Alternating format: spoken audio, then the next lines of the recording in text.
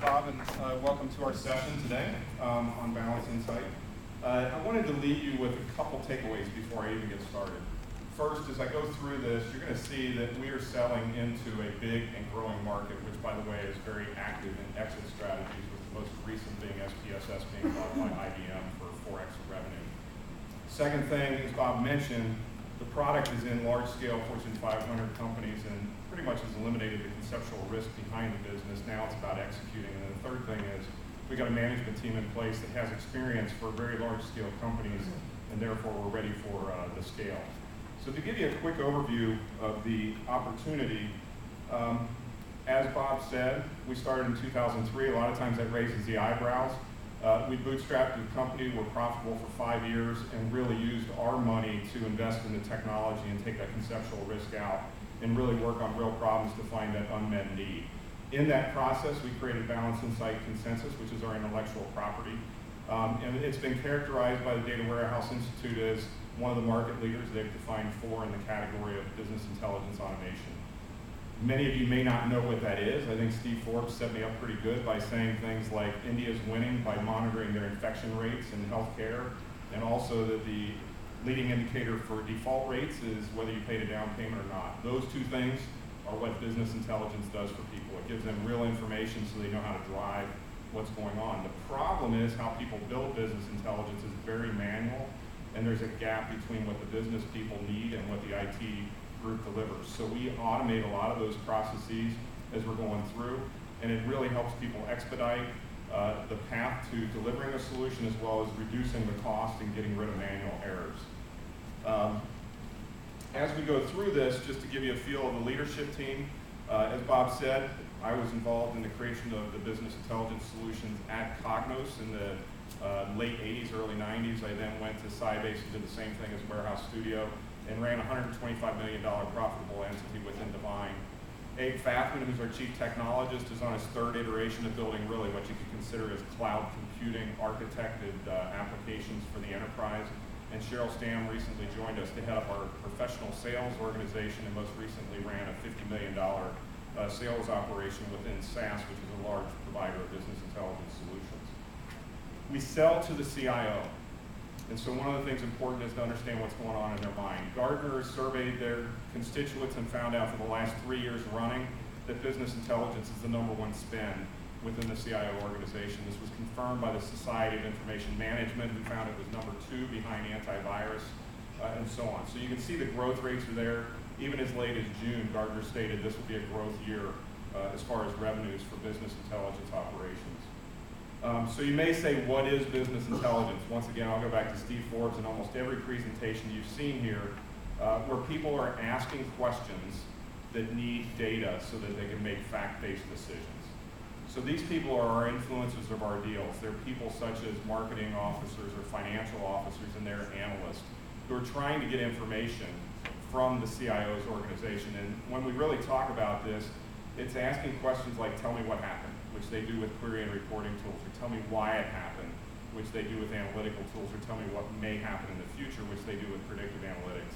Now, one of the interesting things is this is typically provided by 3 different software vendors, which is one of the problems that we actually help people solve. So what's going on with the market that they need us? The market's really in an inflection point, and it's a talent problem. The demands that the users have for the solutions is going through the roof. Once again, looking at Steve Forbes, it's the same concept as healthcare. People need a lot of this stuff, but the talent pool and the capacity of resources that can deliver it is flat or shrinking. There's just not enough people. And the industry really is sort of stuck in a space where smart people are cobbling together technologies to deliver solutions to the users, but those solutions are falling shorter and shorter. As shown by the survey, where 87% of the users surveyed said the BI solutions that were delivered to them did not meet the objectives. Probably more important, 50% of the people can't ask the kind of questions they need to ask. They can't get the data they need to get. So it's very important. We've looked at this as an automation challenge. Forrester confirms that CIOs need to start focusing on automation platforms, and hence the reason for consensus. So if we look at how people do this today, it's very manual. It tends to be single-threaded. IT people interview users, and lost somewhere in Word documents and Excel spreadsheets are the questions that users need. And once the IT department delivers things, it's unwieldy, it doesn't even match what the user was looking for, and you get all kinds of terminology conflicts that go on, like what is revenue and finance versus what is revenue and sales. So it's not presented in a business context, it's presented in a technology context. What we do is we have an online, accessible, multi-project, multi-user in the cloud architecture that allows you to start specifically with the user and ask them the types of questions they're looking to get answers for.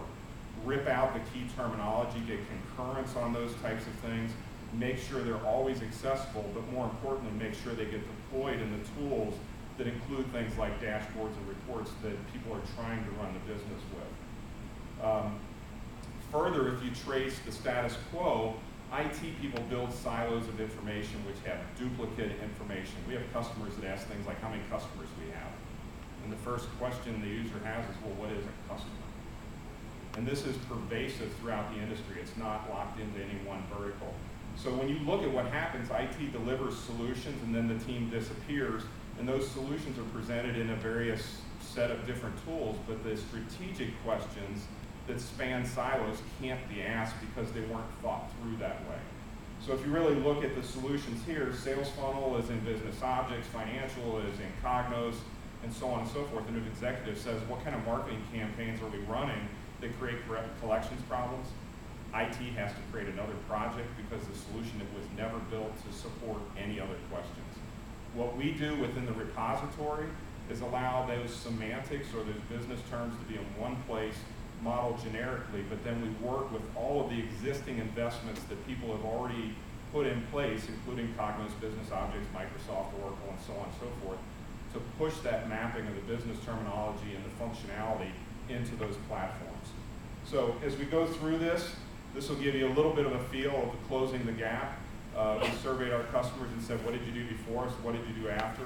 And this is a prime example. They delivered twice the solutions at about a quarter to a half the cost by leveraging our platform without increasing staff. If we look at who our customers are, this is probably one of the proud slides that we have. It's a stellar list of marquee names that most people are aware of.